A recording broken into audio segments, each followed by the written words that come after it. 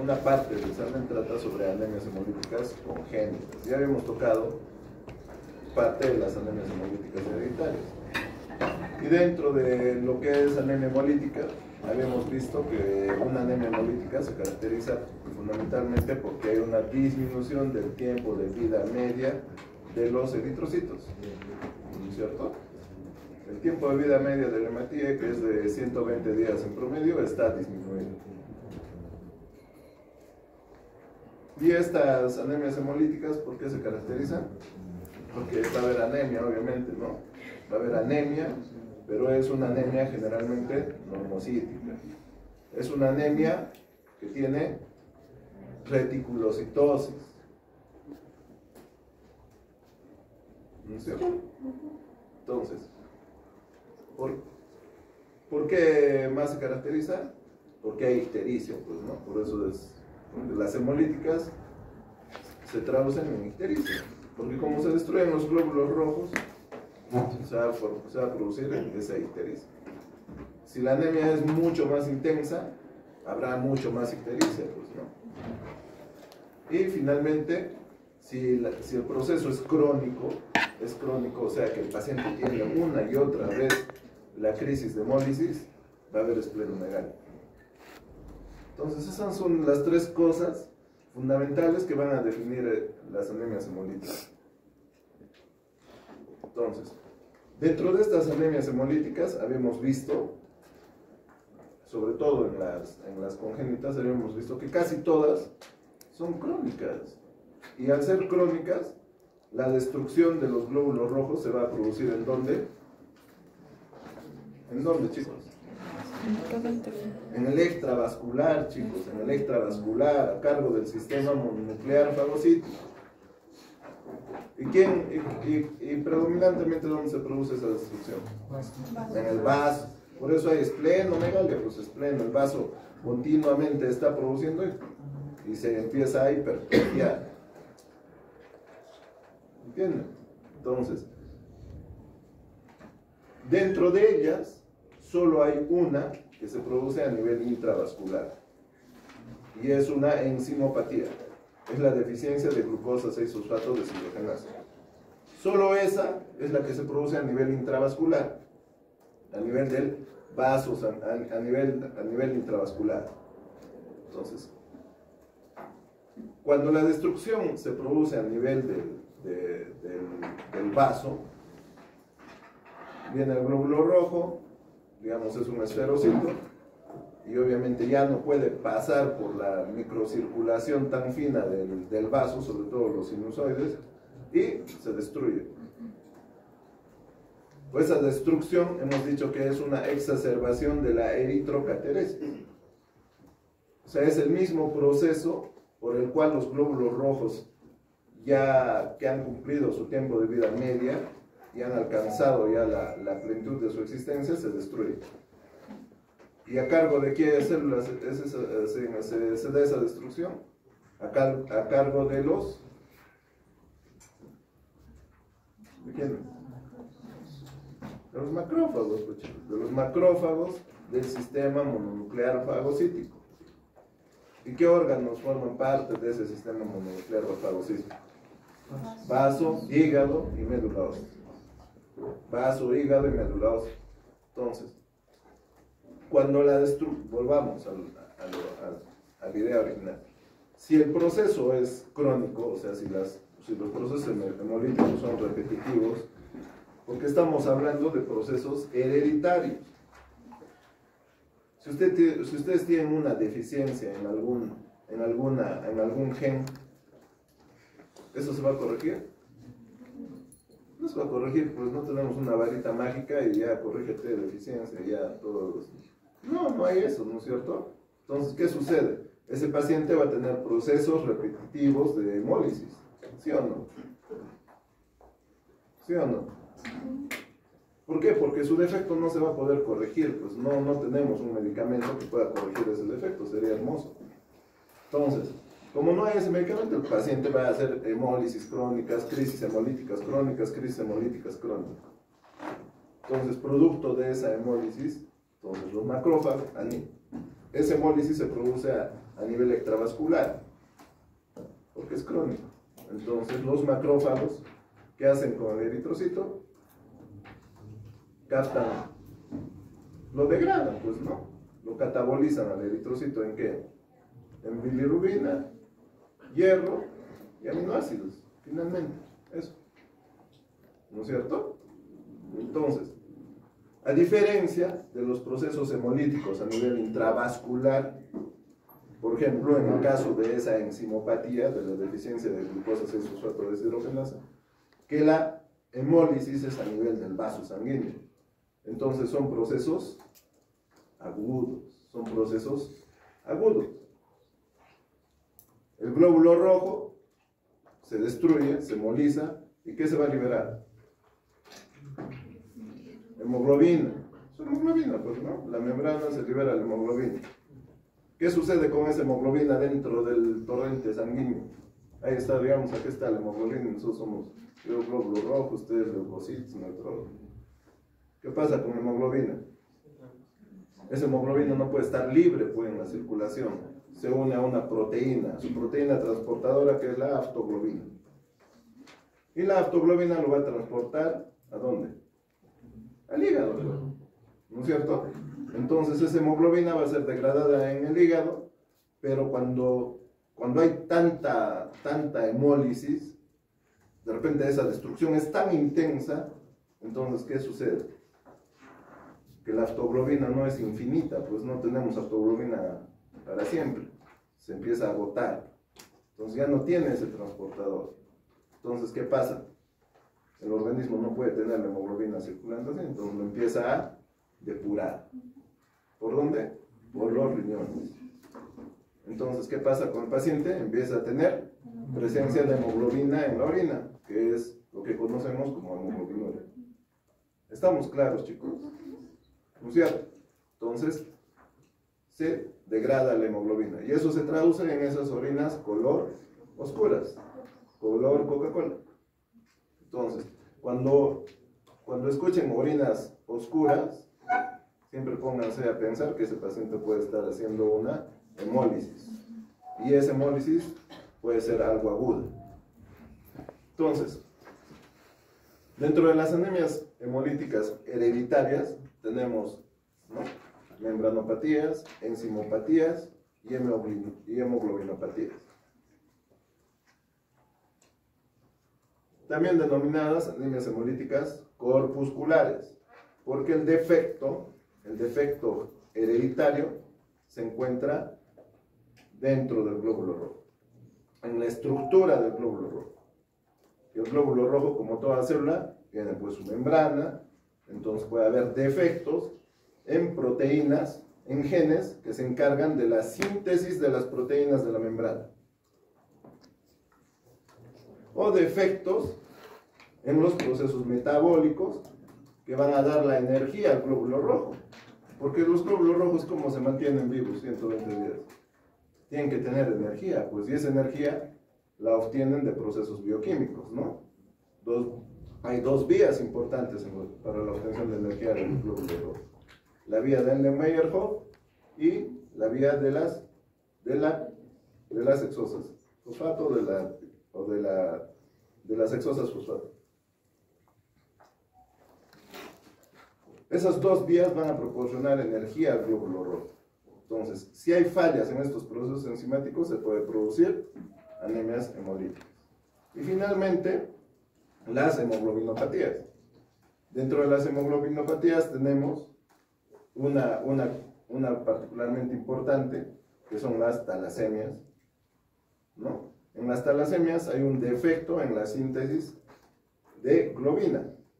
¿Y la globina qué es? Forma parte de la estructura de la hemoglobina. Habrá una deficiencia en la síntesis de estas cadenas de globina. Generalmente son en las cadenas de globina alfa o de las cadenas de globina beta que forman la hemoglobina, ¿no? O puede ser que la hemoglobina sí se está produciendo normalmente, pero hay una alteración en la estructura de la hemoglobina y esas son las hemoglobinopatías propiamente dichas. Dentro de ellas tenemos las drepanocitosis, las anemias falciformes. Entonces, todo ese grupo de enfermedades las vamos a revisar, simplemente para recordar, ¿no?, que el tiempo de vida de los hematíes es 120 días. Los hematíes son discos bicóncavos, anucleados, por supuesto. Esta estructura de los hematíes, gracias a la presencia de esa membrana citoplasmática y del citoesqueleto, es que tienen esas propiedades, pues, de resistencia, elasticidad, deformabilidad, adaptabilidad, ¿no?, a la microcirculatura sanguínea. Imagínense, hay capilares tan finos por los cuales tiene que atravesar. Y si hay una alteración en su estructura, obviamente no va a poder atravesarlos, ¿no? Y se va a producir la lisis. Tiene un diámetro de más o menos 7.5 micrómetros. Se encarga de la distribución del oxígeno, la retirada del CO2, eso ustedes ya lo saben. Y la estructura básica del eritrocito está dado por una membrana citoplasmática, la hemoglobina y los componentes no hemoglobínicos. ¿Qué les llama la atención de la diapositiva?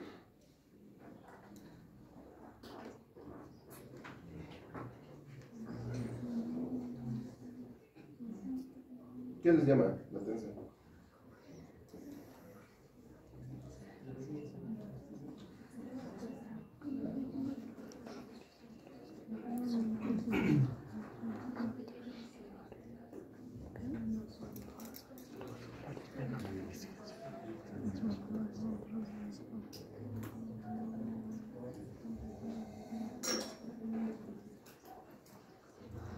Fíjense, si ustedes revisan, acá están sobre todo los procesos en donde hay alteraciones a nivel de la membrana eritrocitaria y del metabolismo eritrocitario, ¿no es cierto? O de los procesos bioquímicos eritrocitarios. Todos los mecanismos de hemólisis son extravasculares. Todos, excepto lo que les decía, ¿no?, la deficiencia de glucosa 6-fosfato deshidrogenasa, cuyo proceso hemolítico es a nivel intravascular, ¿Está claro? Entonces, todos los mecanismos son extravasculares, todas, porque lamentablemente son personas que nacen con esos defectos genéticos, y producto de esos defectos genéticos se deja de sintetizar proteínas, pues, ¿no?, que son importantes ya sea para la estructura de la membrana celular, para el citoesqueleto, proteínas de unión, etc. O enzimas, ¿no? Hay deficiencias enzimáticas. La deficiencia de glucosa 6-fosfato deshidrogenasa, por ejemplo.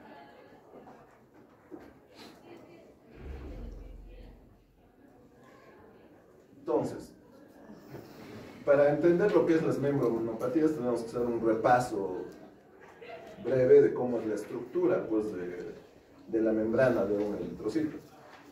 Y esto ya lo conocen, ¿no? El eritrocito tiene dos capas lipídicas, ¿no?, que son los fosfolípidos, una capa externa, que son fosfolípidos de colina, fundamentalmente fosfatidilcolina y esfingomielinas, y una capa interna de aminofosfolípidos, fosfatidilserina y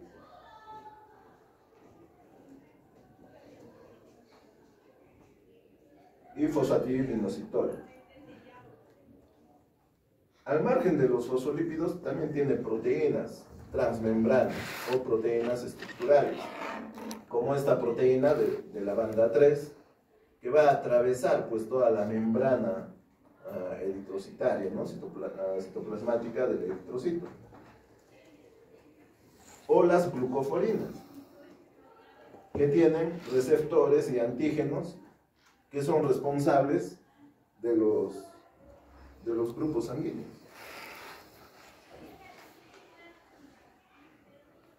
Estas proteínas transmembrana o estas proteínas integrales o estructurales, a su vez, se pueden unir al citoesqueleto.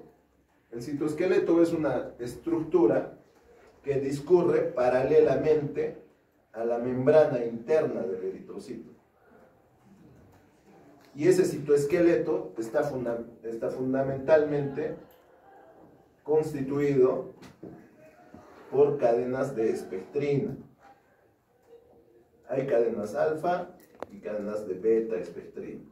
Estas cadenas de espectrina se unen a filamentos de actina, a estos filamentos de actina a través de estas proteínas de unión 4.1.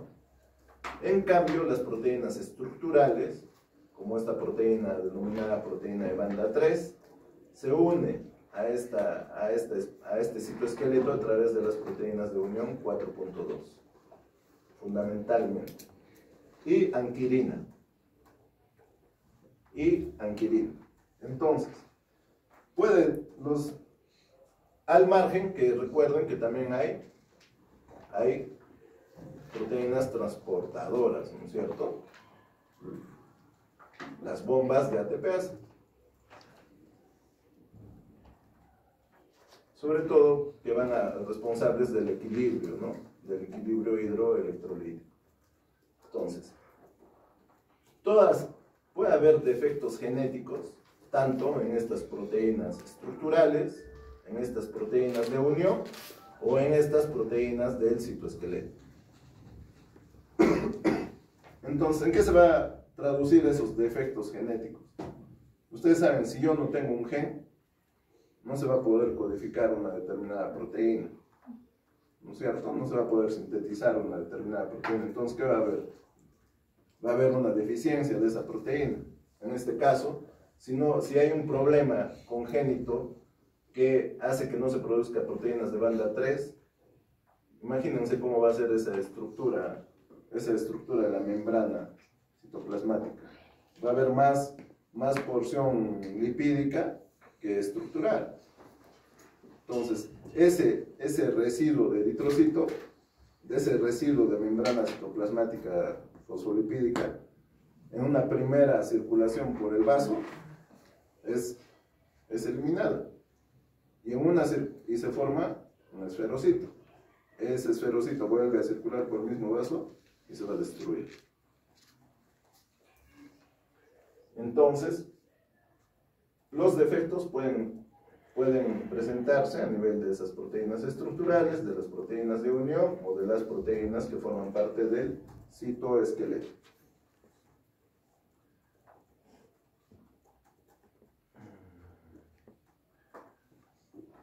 Obviamente la presencia de toda esta estructura es que le va a dar al eritrocito esas propiedades pues, de formabilidad, adaptabilidad, flexibilidad, ¿no es cierto?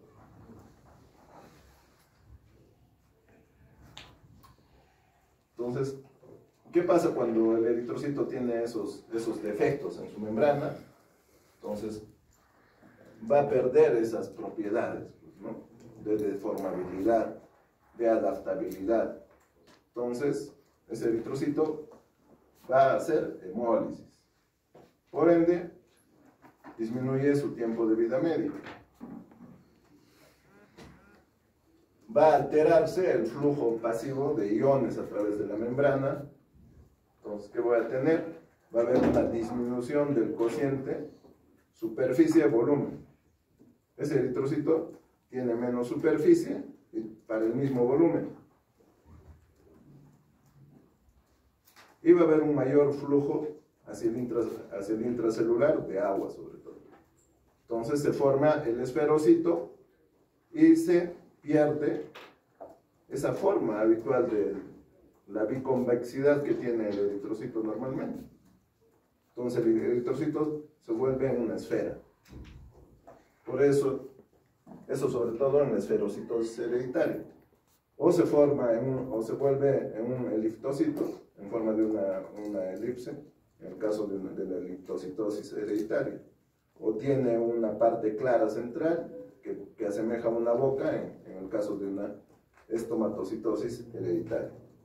Entonces, dependiendo de la patología, va a adquirir la forma y dependiendo de la deficiencia.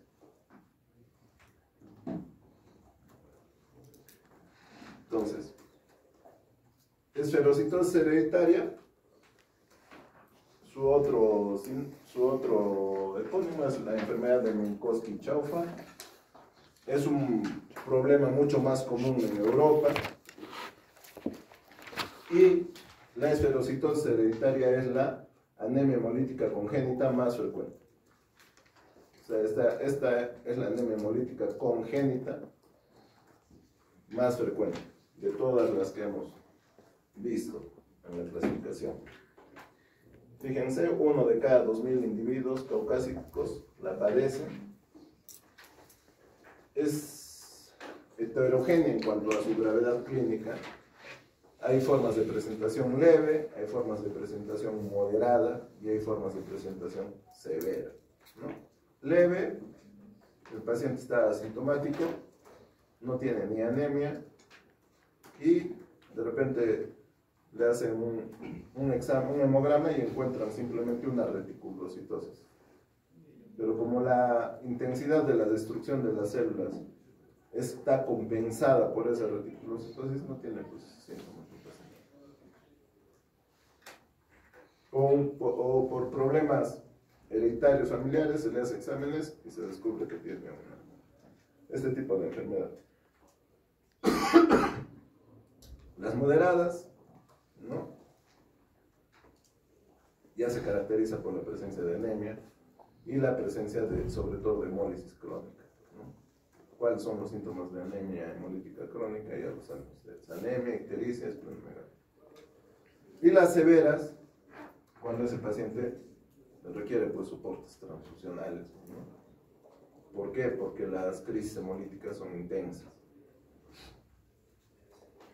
Entonces, las alteraciones genéticas se presentan en genes que codifican proteínas de la membrana. Ya saben en qué proteínas, ¿no? Las proteínas estructurales, las proteínas de unión y las proteínas del citoesqueleto. Sobre todo en España es muy frecuente en la beta-espectrina. Es autosómica dominante en el 75% de los casos, es autosómica dominante, en el 20% recesiva y en el 5% de no, o sea, no se sabe. No es casos que no están ligados al cuadro hereditario. Las mutaciones más frecuentes ya se han determinado en la alfa y beta espectrina, la proteína banda 3, la anquirina, que son proteínas de unión, ¿no? La proteína 4.2, que también es una proteína de unión, ¿no? Esta es la proteína banda 3, la anquirina y la proteína 4.2 son proteínas de unión para anclar estas proteínas de banda 3 al citoesqueleto, que discurre paralelamente por la membrana interna, por la membrana citoplasmática, por la capa interna. Y entonces, estas deficiencias en la estructura del eritrocito va a hacer que ese eritrocito, en este caso, en el caso de la esferocitosis hereditaria, cambie pues la morfología celular.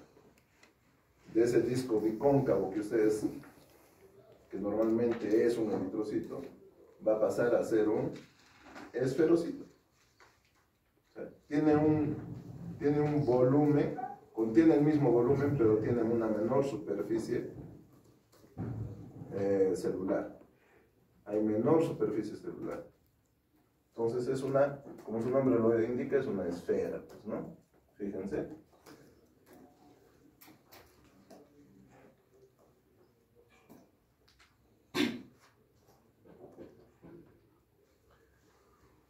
Entonces, como les decía, las hemólisis crónicas son de intensidad variable. Puede ir desde cuadros asintomáticos hasta cuadros de hemólisis grave y que requieren transfusiones continuas. La gravedad obviamente va a depender del grado de la anemia. O sea, por eso siempre es importante cuando ustedes vean un hemograma, cuál es el grado de severidad de su anemia. ¿Es leve, es moderada, es severa? Y de acuerdo a eso yo voy a tomar una conducta terapéutica. Si es grave, obviamente tengo que darle soporte transfusional a ese paciente, por más crónico que sea, ¿no? La presencia de reticulocitos, ¿no? Y la actividad hemolítica. algunas literaturas van a encontrar que el 70% son moderados, pero depende de la región, de la población. Generalmente esta literatura es europea, entonces generalmente los cuadros leves acá lo consideran como el 60% y los moderados un 30%. En otras literaturas van a ver que los cuadros moderados llegan hasta un 70%. Los cuadros leves, como les iba diciendo hace poco, son asintomáticos generalmente. Ni siquiera el paciente tiene síntomas de anemia. Puedo encontrar en el hemograma una reticulocitosis o generalmente se descubre la presencia de cálculos biliares. Y eso es por el hipercatabolismo de la hemoglobina que hay hacia el hígado, ¿no? La hemoglobina se destruye y forma bilirrubina. Y se forman entonces cálculos de bilirrubinato de calcio. ¿Cuál es el gol estándar para el diagnóstico de estos cálculos? La ecografía. La ecografía de vías biliares, obviamente. Entonces, simplemente, de repente ven el paciente por un dolor y descubrimos que tiene cálculos. Y haciendo el estudio vemos que tiene la bilirrubina indirecta elevada, ¿no es cierto? O la no conjugada. Entonces, generalmente estos cálculos llega en niños menores de 10 años, llega a ser el 10%. Solo llega a ser hasta un 10% de los niños menores de 10 años con esas enfermedades tienen estos cálculos. Pero esta cifra se aumenta, sobre todo en los adolescentes y adultos jóvenes, llegando a tener casi el 50% de esta población cálculos. O sea, es alto, pues, ¿no? Teniendo en cuenta que hay 1 de cada 2.000 pacientes con esta enfermedad.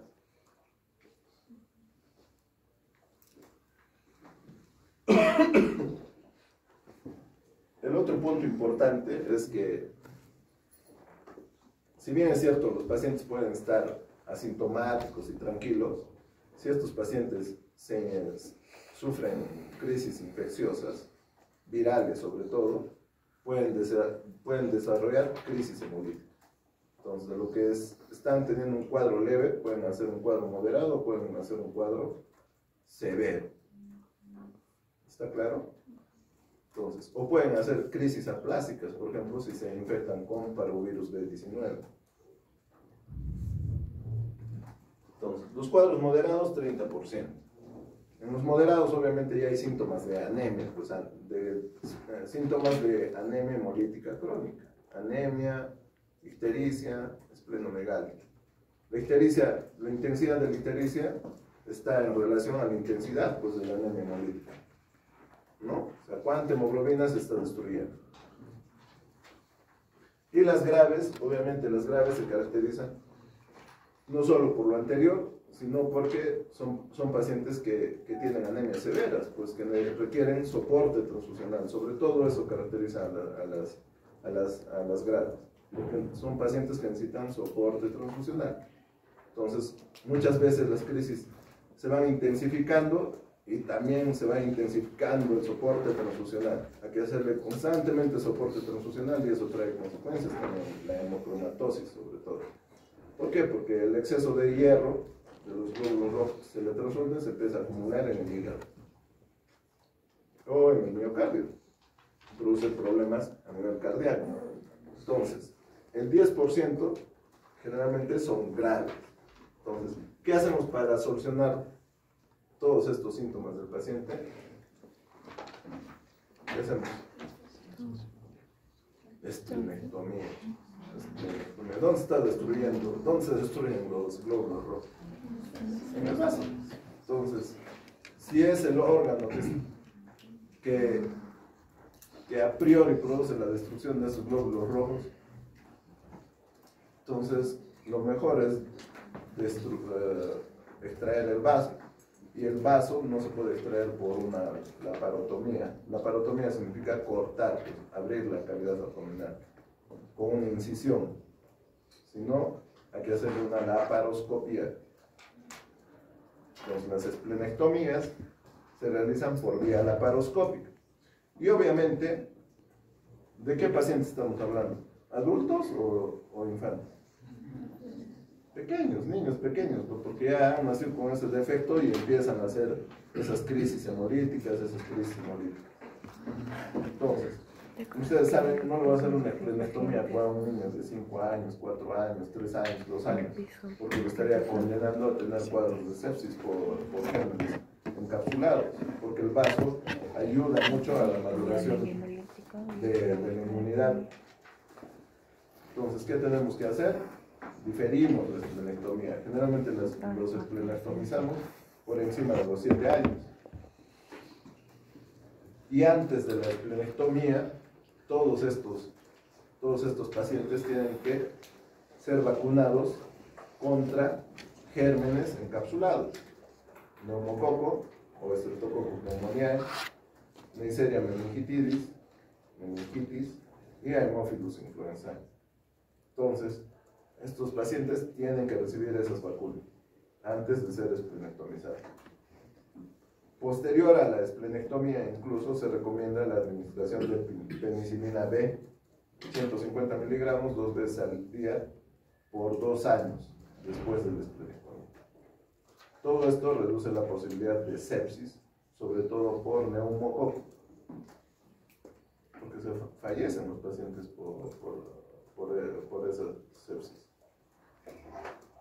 ¿Está claro, chicos? Entonces, esplenectomía. Lo otro que se tiene que hacer en estos pacientes, administración de ácido fólico. ¿Por qué? ¿Por qué le vamos a administrar ácido fólico? Medio punto para el segundo examen. Teoría. ¿Por qué? ¿Por qué se le administra ácido fólico? ¿Por qué? 5, 4, 3, 2, 1, 0. ¿Alguien? ¿Por qué? Porque se hace.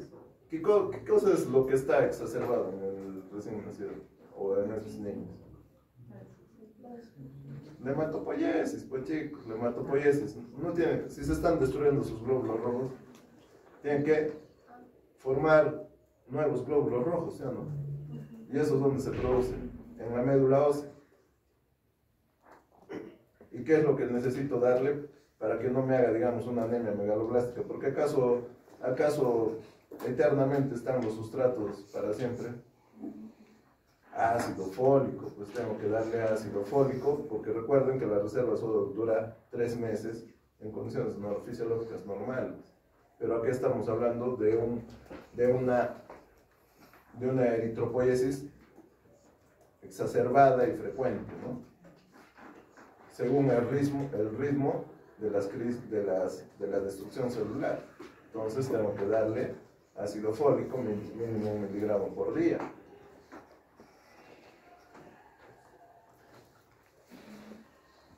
Entonces, el diagnóstico, vamos a ver en la lámina periférica, esferocitosis, ¿no? Podemos ver también reticulocitosis, puede haber una leve esplenomegalia y hiperbilirubinemia, sobre todo a predominio indirecto, obviamente, o no conjugado.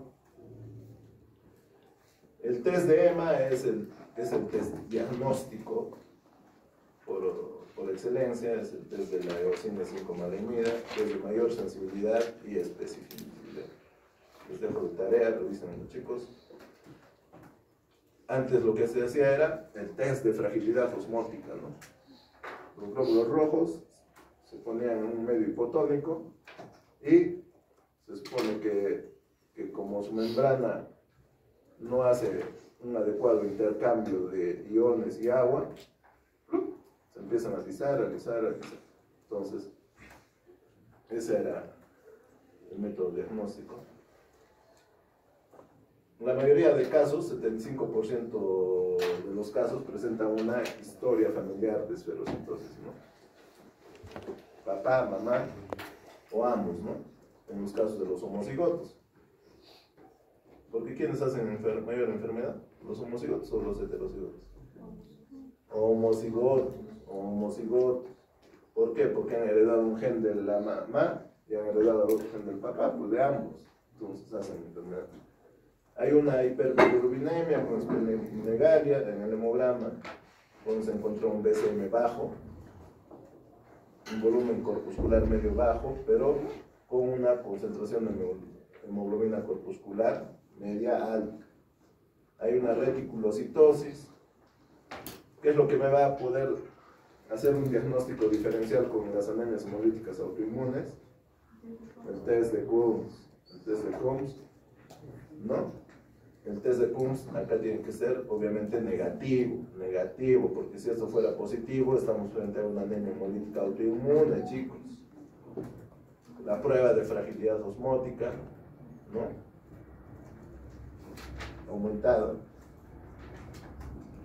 Podemos dosar la presencia de proteínas de las membranas presentes en la membrana del eritrocito, y eso se hace a través de electroforesis o determinación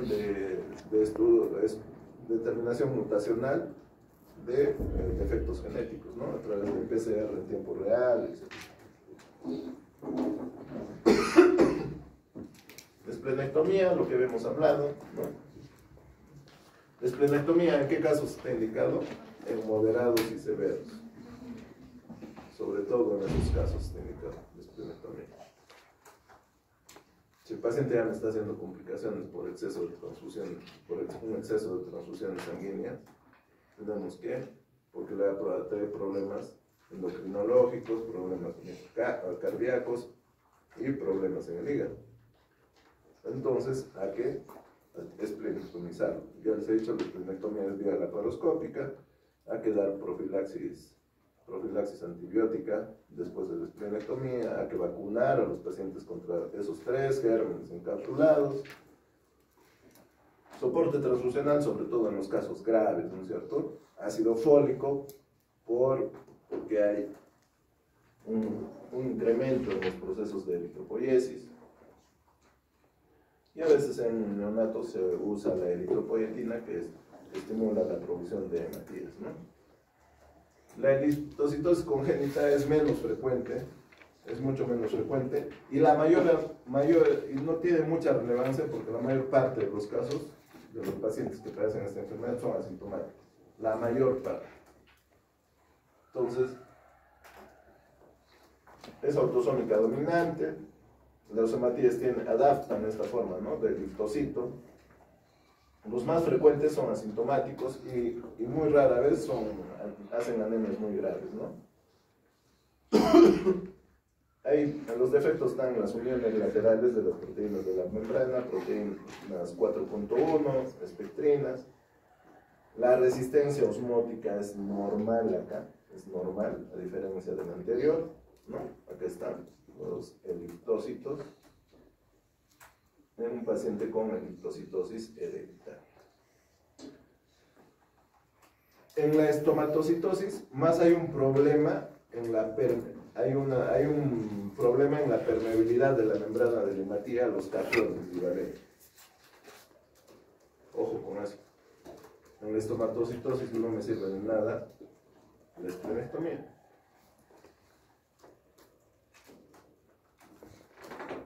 Se caracteriza por ser un síndrome hemolítico crónico. Hay un hematíe con una palidez central, que es este de acá, ¿no?, que tiene la forma de un ostoma, de una boca, ¿no? Y esto es por la pérdida de una de sus concavidades. Es una enfermedad autosómica dominante. Y hay 2 formas, ¿no?, la serocitosis y la hidrocitosis. ¿Qué tiene que ver la serocitosis? ¿No? Un hematíe deshidratado, y la hidrocitosis, un hematíe que atrae más agua. Fíjense, en tratamiento, ¿no? Repásenlo, revísenlo, chicos. La esplenectomía, en el caso de la estomatocitosis, en general está desaconsejada, porque los resultados son variables. ¿Ya? Entonces, a diferencia de los anteriores, que hay buena respuesta. En las enzimopatías congénitas tenemos tenemos sobre todo la más importante y la más frecuente, es la deficiencia de la glucosa 6-fosfato deshidrogenasa. Y sobre todo la variante mediterránea, es la que tiene mayor relevancia. Y la variante mediterránea tiene que ver, como que ustedes seguro ya lo han visto, ya lo han leído, alguna vez lo han escuchado, tiene que ver con una enfermedad que se llama favismo, que es el eritrocito tiene una incapacidad para soportar el estrés oxidativo ejercido por radicales libres, peróxido de hidrógeno, superóxido de hidrógeno, y se lisa. Y las habas en algunos pacientes que tienen deficiencia de esta glucosa 6-fosfato deshidrogenasa actúa como un radical libre, actúa formando radicales libres. Entonces actúa destruyendo los glóbulos rojos. Entonces, y no solamente es por la ingesta, sino simplemente por oler el polen de las flores de cultivos de habas. Entonces, también se da por medicamentos, por infecciones virales, que pueden precipitar esa formación de radicales libres y hacer que el glóbulo rojo no soporte el estrés oxidativo, no tenga esa capacidad reductora. Entonces, es la eritroenzimopatía hereditaria con anemia o con anemia hemolítica aguda más frecuente. Otra diferencia importante es que esta está ligada al cromosoma sexual X, chicos. Está ligado al cromosoma sexual X. Entonces, ¿quiénes van a hacer más la enfermedad? Los varones. Los varones van a hacer más la enfermedad. Fíjense la cantidad de personas que la puede aparecer en el mundo, alrededor de 400 millones de personas. Sobre todo es endémica en zonas de malaria y, como les decía, es causante del favismo o la hemólisis por ingesta de habas, pero no solamente es por ingesta, ya les vuelvo a repetir. Lo que habría que ver y analizar es cuál es el rol, pues, de la glucosa 6-fosfato deshidrogenasa, ¿no es cierto?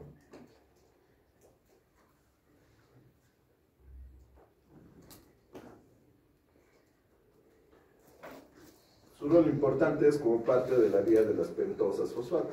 Habíamos dicho que los glóbulos rojos adquieren energía de la glucosa y esta glucosa entra pues a la vía glucolítica, ¿no es cierto?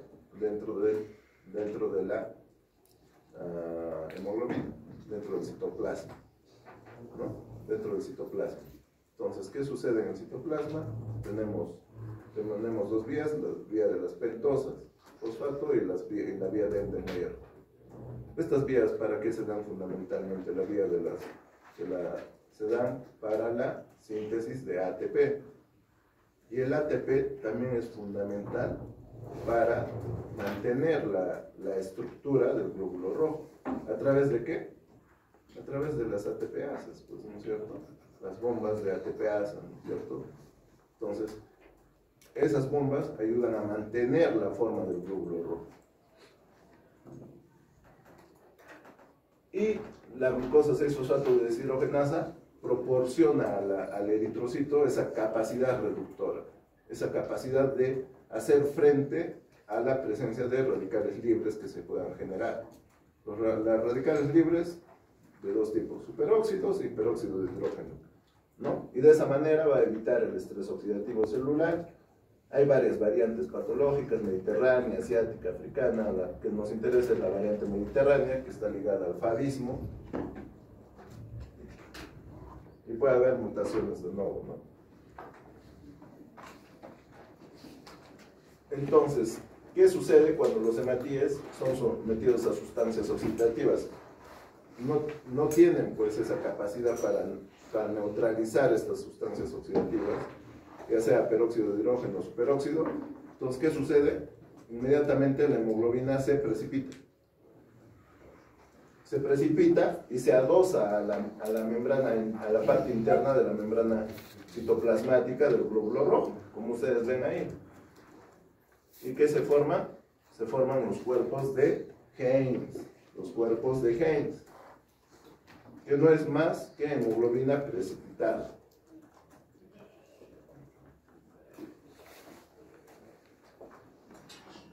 Lo cual le va a dar pues mayor rigidez a la célula y va a facilitar su hemólisis, ¿no? Entonces, estos cuerpos de Heinz se pueden identificar fácilmente con un colorante metilvioleta, ¿no?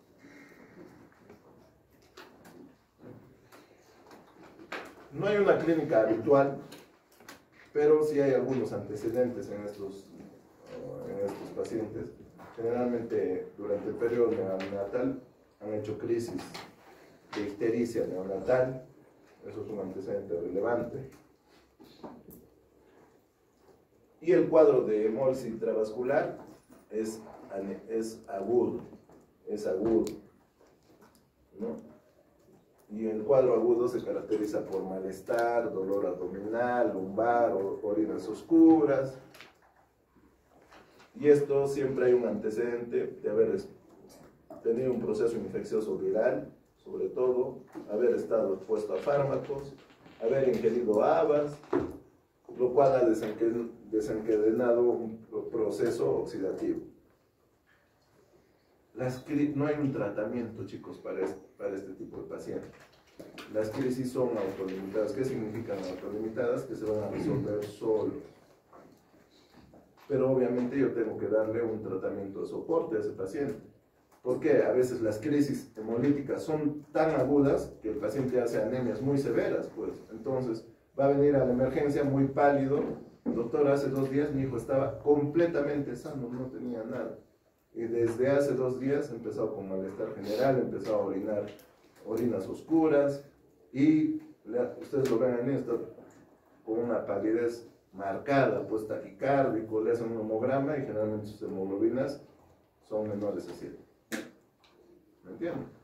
Entonces, esos niños tienen que manejarse en UCIs pediátricas con hidratación y soporte transfusional hasta que empiece a corregir la anemia y empiece a bajar sus reticulocitos.